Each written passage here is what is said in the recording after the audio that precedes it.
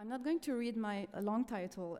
As it shows, the aim of my paper today is to provide a, I hope, fresh perspective on the concept of race by delving into the thoughts and words of Black nationalist emigrationists of the antebellum United States. I did not present last year when we met in Pavia, so I did not have a chance to contextualize my research on Black nationalist emigrationists or discuss the concept of race in African American or Black history. I will thus start by doing so, though quickly, before discussing the alternative sources that are the main topic of my presentation today. So like scholars in other disciplines, historians of the United States have generated a huge corpus of studies about the concept of race. They generally agree that the meaning of race in the 19th century United States and its modern day use were shaped by a complex interplay of social, economic, and political factors linked to the institution of slavery. So I would simply like to mention a few important works on that subject, quickly. So actually, most books published to this day on American slavery, race, and racism in the United States build upon and are evaluated in comparison to Winthrop D. Jordan's 1968 seminal work, White Over Black, American Attitudes Toward the Negro, 1550-1812. Jordan argues that early slavery in America was not explicitly based on race, but evolved into it over time, influenced by economic, religious, and societal factors. And though the Revolutionary era briefly challenged slavery, it was followed by a conservative backlash, reinforcing racial divisions. In other words, race was a product of the slave system, which needed a way of justifying the subjugation of Black people based on their supposed inferiority. Yes, other historians have emphasized the ways in which the meaning of race changed over time in response to changing social and historical contexts. Audrey Smedley, yes, that's the one, has emphasized the role of race in creating and perpetuating social inequalities, noting that the concept has been used to justify everything from slavery and colonialism to modern-day discrimination and marginalization. So that was her Race in North America in 1993. Historian Nell Irving Painter also notes that race is not a fixed or static concept, but rather a dynamic one that has evolved over time in response to changing historical circumstances.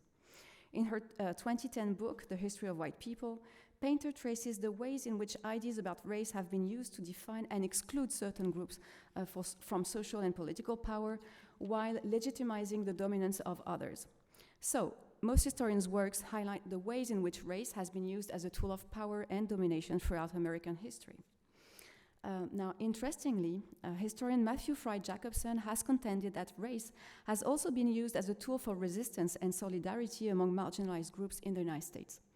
In his 2006 book, Roots to White Ethnic Revival in Post-Civil Rights America, Jacobson explores how working class white ethnic groups have used the language of race to assert their own identities and demand recognition in the face of economic and political marginalization. So, according to most historians then, race was imposed on Black people as a way to control them and maintain them in a position of inferiority in 19th century American society. Well, today I would like to argue that in spite of that, or maybe parallel to that, the concept of race has also been used by the Black community itself as a form of identity politics and as a positive driving force for social change in the first half of the 19th century.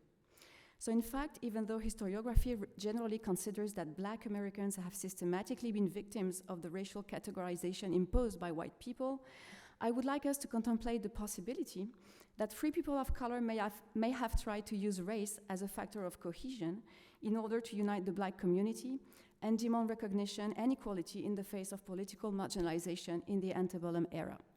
But in order to do so, it is, of course, necessary to explore the agency of free people of color using alternative sources. So my assertion is based on my reading of three kinds of primary sources. One is African American newspapers of the antebellum era. Another one is the reports, minutes, and proceedings of national colored conventions. One last category of sources is the writings and correspondence of some of the members of these antebellum colored conventions, and more particularly activists whom I call Black nationalist emigrationists. Today, I have chosen to present two of these sources. So the first one is an extract from a book published by Reverend James Theodore Hawley in 1857, entitled, so it's a very long title, of course, it's the 19th century, A Vindication of the Capacity of the Negro Race for Self-Government and Civilized Progress. It continues, okay, so it's here. The second one is a private letter sent by another black nationalist immigrationist named James Monroe Whitfield, then a celebrated poet and an immigrationist leader. So the letter he sent to a white colonizationist and a Republican member of the US House of Representatives from Missouri, Frank Preston Blair Jr., in February 1858. So let me first briefly contextualize those texts. While the United States was accomplishing its manifest destiny on the North American continent, expanding its territory and influence toward the Pacific, one part of its people seemed not to be included in this scheme. Indeed, for free and emancipated Black Americans, the antebellum period was essentially characterized by a restriction of the few civil rights that they had and continuing debates regarding colonization or immigration beyond the borders of the United States. No wonder why the antebellum era was also the period when free people of color started organizing collectively in a movement now known as the Colored Conventions movement. Primarily organized in response to the Cincinnati race riots of 1829 to find an immediate solution to racial discrimination, that solution being then the establishment of all Black settlements in nearby Canada, the Colored Convention that gathered in Philadelphia in 1830 was also the beginning of a collective movement that was to strengthen throughout the antebellum period.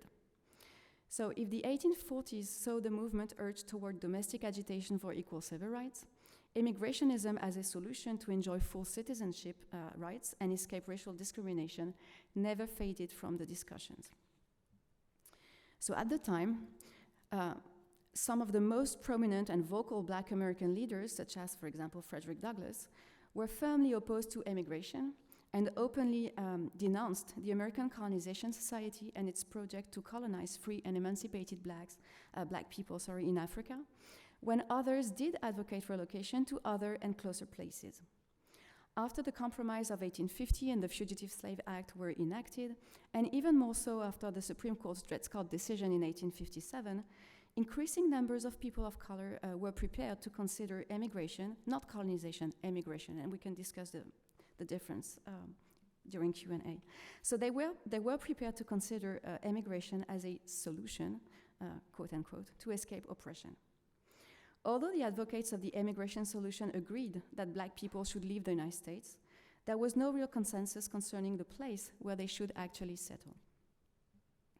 So in the middle of the 1850s, when Black immigrationists separated from the original National Colored Conventions to gather in so-called immigration conventions, Reverend James Theodore Hawley, whom you can see on the left, and James Monroe Whitfield started promoting the virtues of immigrating to Haiti, more specifically. To a certain extent, their choice of Haiti was probably due to the country's main characteristic, its being a Black republic. Convinced that Haiti was the one place where the Black race could, quote unquote, regenerate and fulfill its own destiny, Hawley encouraged his peers into moving to the small Black Caribbean republic. James Monroe Whitfield would do the same and would defend his viewpoint in the pages of Frederick Douglass's paper, where his correspondence with William Watkins, a defender of the stay and fight doctrine, would be published practically every week between August 1853 and August 1854, when the first Immigration Convention met. So with the blessing, but without the funding of the first Immigration Convention of 1854, James Theodore Hawley managed to organize his first visit to Haiti in the summer of 1855. Upon his return to the US, though he had failed to negotiate with the Haitian government and he had failed to obtain funding from the Episcopal Church for his project of organizing a mission to Haiti, Hawley was still convinced that emigration there was a worthwhile project, a project which was closely linked with a plan to evangelize the Haitian people. So in order to raise funds, Hawley started touring the Black churches of New York in October 1855, preaching in favor of Haiti and emigration there. And in 1857, he published the book I mentioned earlier, which you can see here, containing a synthesis of all his speeches on the subject. As its very long title suggests, Hawley's book was intended to prove, through the study of the Haitian Revolution and through the history of the country, the ability of black people to govern themselves and thereby the non-inferiority of the black race. But Hawley's ultimate goal was to publicize his immigrationist project. In order to do so, he exaggeratedly and purposely highlighted the political stability of the island and thus Haitians' capacity for self-government. Hawley pressed free people of color to emigrate to help develop Haiti in order to ultimately contribute to the advancement of what he called black nationality on the island and then all over the world. So here's the quote. I'm not going to read it because I'm running out of time, but you can read it, and I'm just going to comment it. So, in fact, Hawley had both a nationalist and a diasporic plan for his race, and Haiti seemed to be the one place where his dream of a black nationality could come true. Hawley argued that God, by permitting the institution of slavery to develop, had somehow had a beneficent plan for black people. God's purpose had been to send black people to the Americas, where they could create the Haitian nation, and from there, what he called the regeneration of the black race would come. For Hawley, the regeneration and the elevation of the black race would come from Haiti, but black Americans had a major role to play, as you can see here. So urging his peers to contribute to the greatness of Haiti, Hawley entrusted them with a civilizing mission, a duty which would consist in enlightening black people around the world by providing them with the knowledge as well as the Christian civilization they had acquired by living alongside white Anglo-Saxons. So clearly, Hawley adhered somehow to the concept of American exceptionalism, as you can see from this quote.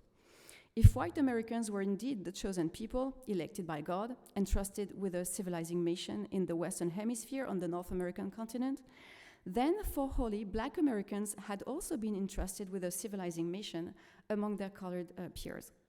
They had been transported from Africa to America to be, in a sense, brought into contact with civilization so that they could, in their turn, spread this civilization on the Eastern Hemisphere and the rest of the non-white world. Hawley believed that rather than trying to get equality and civil rights in the US, black Americans should go to Haiti to provide material and technical assistance to turn Haiti into a rich and respected nation. So maybe I can read this quote.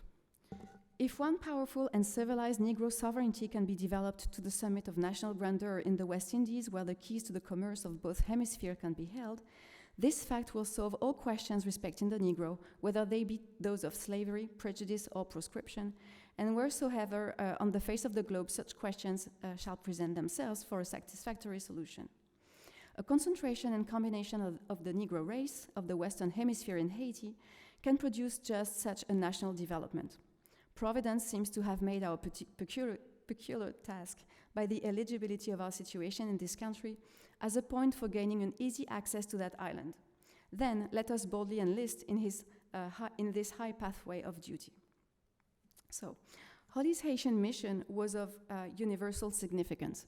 Emigrating would not be a selfish way to improve the living conditions of black Americans, but it would enable them to, quote-unquote, regenerate and elevate the entire black race. So Hawley understood the importance of obtaining funding to support his project. And in 1858, he was among the few black activists who wrote to Frank Preston Blair Jr., a Republican congressman from Missouri, in favor of the colonization of free people of color to Central America. Here's Blair. So for Blair, colonizing Central America was an opportunity for the United States to get their hands on Central America, while at the same time ridding the country of its free black population. While Blair insisted on the impossibility of assimilating black people on North American soil, he considered, just like Hawley, that colonized black men and women would bring and help spread American civilization abroad. So James Monroe Whitfield is one of the other black immigrationists who wrote to Blair when the latter was defending his colonization project before Congress and before different associations where he sought to find funding. His letter can be found alongside Hawley's in a book that Blair published in 1859 in defense of this project. Indeed, so the book is called The Destiny of the Races of This Continent, includes an appendix containing letters from white colonizationists as well as letters from, quote, several free-colored men of education and intelligence on the subject of the emancipation and colonization of the blacks in the tropics of America, end quote. And in fact, the book contains the letters of, or extracts of letters sometimes, by 5 free people of color, including Martin Delany, James Theodore Hawley, and James Whitfield. So let us now focus on Whitfield's letter. Contrary to Hawley's book, his letter was not intended to be public or even published when it was written. That being said, that letter did not differ much from what he had written before in Frederick Douglass's paper about immigration, except for one interesting thing. So, Whitfield starts his letter by saying that he had decided to write to Blair after reading extracts from the speech he gave before Congress, quote, in favor of colonizing free blacks in Central or South America, feeling, as one of that race and an advocate of the same policy, a vital interest in its success, end quote. He then briefly explains that an immigration convention had taken place in 1854 and that Hawley had gone to Haiti to check whether that immigration plan was feasible. He also expresses his opposition to the African colonization scheme. Nothing new here, as Whitfield and other black immigrationists traditionally rejected Africa as a place of immigration. Why? Well, because they considered Africa as a savage place and Africans as barbaric people with whom they had nothing in common. In fact, most black activists, including those who advocated the stay and fight doctrine, such as Frederick Douglass, rejected Africa for the same reasons. They rejected the rhetoric of white politicians who claimed that black people's native land was Africa, and they refused to be associated with Africa in any kind of way. They were born in America, they were true Americans, and they wanted to be recognized as such by American society. Now, what is really interesting and original in his letter is the race and manifest destiny argument he uses to prove his point. This point being that black people's emigration to what he calls the tropics, meaning Central America, is kind of inevitable and even desirable for the good of both white and black races. So I quote him.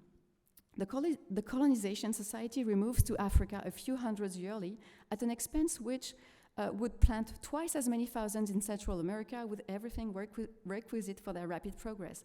And the true interest of both the white and black races seems to require such a policy.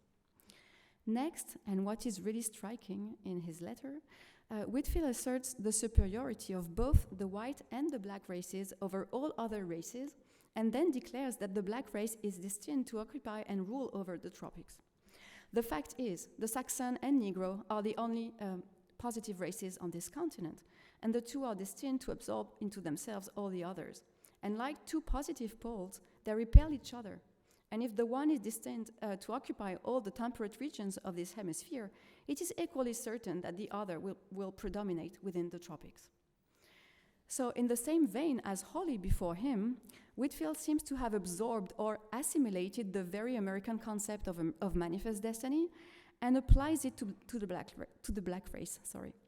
So on the one hand, Whitfield acknowledges that the white race's manifest destiny is, and I'm quoting John O'Sullivan here, to overspread the continent allotted by Providence for the free development of our yearly multiplying millions.